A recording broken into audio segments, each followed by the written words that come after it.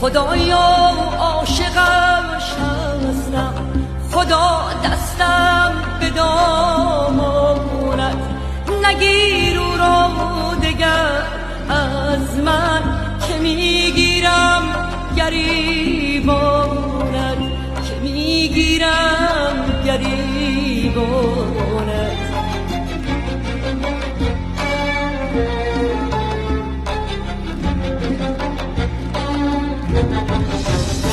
خدایا حق من یک عشق پاک خالی از رنگ است، خدایا حق من عشقی جدا از رنگ و رنگ است.